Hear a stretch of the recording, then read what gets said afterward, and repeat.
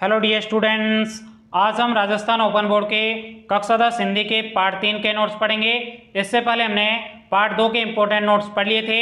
देखिएगा साथियों, आप हमारे कोचिंग के इन नोट्स को अच्छे तरीके से हमारे साथ साथ में पढ़ते जाइएगा, क्योंकि साथियों आपकी किताबों में बहुत सारा कचरा भर रखा होता है जो आपके बोर्ड के एग्जाम के पॉइंट व्यू से इंपॉर्टेंट नहीं होता है। जो आपके इंपॉर्टेंट प्रश्न बनते थे वो सभी हमने हमारे कोचिंग में विद्यार्थियों को नोट्स के रूप में लिखा दिए। इसलिए आप इन नोट्स को अच्छे तरीके से हमारे साथ साथ में पढ़ते जाएगा, जैसे आप राजस्थान के 10वीं ओपन बोर्ड के हिंदी के पेपर में अच्छे नंबरों से पास हो जाओगे।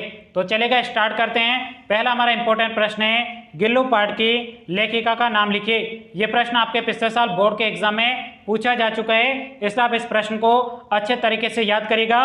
तो इस प्रश्न का उत्तर है, गिल्लू पाठ की लेखिका का नाम महादेवी वर्मा है। लेखिका का क्या नाम है? महादेवी वर्मा है। चलेगा, बढ़ते हैं दूसरे प्रश्न की तरफ। दूसरा प्रश्न है, लघु प्राण शब्द का प्रयोग किसके लिए किया गया है? यानी आपसे प्रश्न पूछा गया है कि लघु प्राण शब्द का प्रयोग किसके लिए किया गया है? तो इस प्रश्न का उत्तर है, लघु प्राण शब्द का प्रयोग गिल्लू के लिए किया गया है। आई बात आपको समझ में? चलेगा, बढ़ते हैं तीसरे प्रश्न की तरफ। तीसरा प्रश्न है, गिल्लू का प्रिय भोजन क्या था? यानी आपसे प्रश्न पूछा गया है कि गिल्लू का प्रिय भोजन क्या था? तो इस प्रश्न का उत्तर है, गिल्लू का प्रिय भोजन काजू था। चलेगा, बढ़ते हैं चौथे प्रश्न की तरफ। चौथा प्रश्न है, महादेवी वर्मा ने किसका नाम गिल्लू दिया था? यानी आपसे प्रश्न पूछा गया है कि महादेवी वर्मा ने किसका नाम गिल्लू दिया था?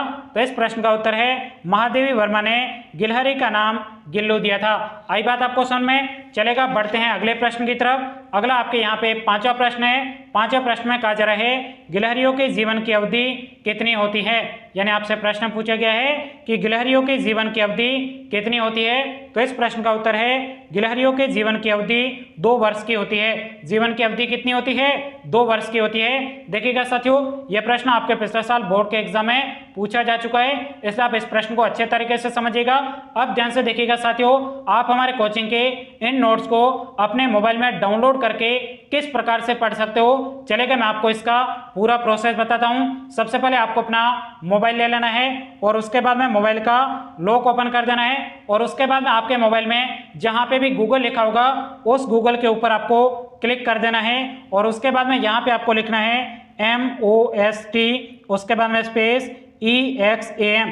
इस प्रकार से आपको मोस्ट एग्जाम लिखना है, और उसके बाद में यहाँ पे जो आपके सर्च का बटन है इसके ऊपर आपको क्लिक कर देना है। क्लिक करने के बाद में आपके सामने इस प्रकार से मोस्ट एग्जाम लिखा होगा, इसके ऊपर आपको क्लिक कर देना है। क्लिक करने के बाद में यहाँ पे देखिएगा लिखा हुआ है Rajasthan state open board Jaipur, और उसके बाद में यहाँ पे जो क्लिक लिखा हुआ है इसके ऊपर आपको सिंपल तरीके से क्लिक कर देना है।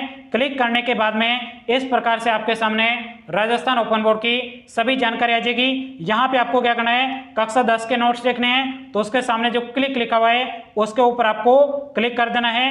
क्लिक करने के बाद में इस प्रकार से आपके सामने राजस्थान के 10वीं ओपन बोर्ड के सभी विषयों के यहाँ पे नोट्स खुल जाएंगे। यहाँ पे आपको हिंदी के नोट्स देखने हैं, तो उसके सामने जो क्लिक लिखा हुआ है उसके ऊपर आपको क्लिक कर देना है। क्लिक करने के बाद में इस प्रकार से आपके सामने राजस्थान के 10वीं ओपन बोर्ड के हिंदी के सभी पाठों के यहाँ पे नोट्स खुल जाएंगे। यहाँ पे आपको तीसरे पार्ट के नोट्स देखने हैं, तो उसके सामने जो क्लिक लिखा हुआ है उसके ऊपर आपको क्लिक कर देना है। क्लिक करने के बाद में इस प्रकार से आपके सामने राजस्थान के 10वीं ओपन बोर्ड के हिंदी के तीसरे पार्ट के नोट्स खुल जाएंगे। आई बात आपको समझ में? तो यहाँ पर जाकर भी आप अच्छे तरीके से नोट्स पढ़ सकते हो। चलेगा, बढ़ते हैं अगले प्रश्न की तरफ। अगला आपके छठा प्रश्न है, जिसमें कहा जा रहा है, गिल्लू को समाधि कहाँ दी गई थी? तो इस प्रश्न का उत्तर है, गिल्लू को सोन जूही की लता के नीचे समाधि दी गई थी। चलेगा, बढ़ते हैं सातवें प्रश्न की तरफ। सातवां प्रश्न है, गिल्लू पाठ का रेखा चित्र कैसा था? तो इस प्रश्न का उत्तर है, गिल्लू पाठ का रेखा चित्र संस्मरणात्मक रेखा चित्र है। आई बात आपको समझ में? चलेगा, बढ़ते हैं आठवें प्रश्न की तरफ। आठवां प्रश्न है, महादेवी वर्मा के किन्हीं 2 रेखा चित्रों के नाम लिखिए। तो इस प्रश्न का उत्तर है, महादेवी वर्मा के निम्नलिखित 2 रेखा चित्रों के नाम है, जिसमें आपके पहला नीलकंठ है, दूसरा आपके गोरा है, और तीसरा लिखना चाहो तो वो आपके तीसरा सोना है। चलेगा बढ़ते हैं 90 प्रश्न की तरफ। देखिएगा साथियों, ये जो आपके 90 प्रश्न है ये आपके पिछले साल बोर्ड के एग्जाम में पूछा जा चुका है, इसलिए आप इस प्रश्न को अच्छे तरीके से समझिएगा। तो देखिएगा 90 प्रश्न है, गिल्लू पाठ से आपको क्या सीख मिलती है, यानी आपसे प्रश्न पूछा गया है कि गिल्लू पाठ से आपको क्या सीख मिलती है। तो इस प्रश्न का उत्तर है गिल्लू पाठ से हमें सीख मिलती है कि पशु पक्षी हमारे मित्र और सहायक हो सकते हैं, यदि हम उनकी रक्षा करेंगे तो वे भी हमारे सुख दुख में साथी होंगे। आई बात आपको समझ में? तो आपके तीसरे पार्ट के इतने ही इंपॉर्टेंट प्रश्न बनते थे, आप इन प्रश्नों को अच्छे तरीके से जरूर याद करिएगा। और अगले पार्ट के प्रश्न देखने के लिए जो आपको साइड में वीडियो दिखाई दे रहा है उसके ऊपर क्लिक करके आप नेक्स्ट पार्ट के प्रश्न देख सकते हो। तो साथियों, आज के इस वीडियो में इतना ही। Thank you, take care.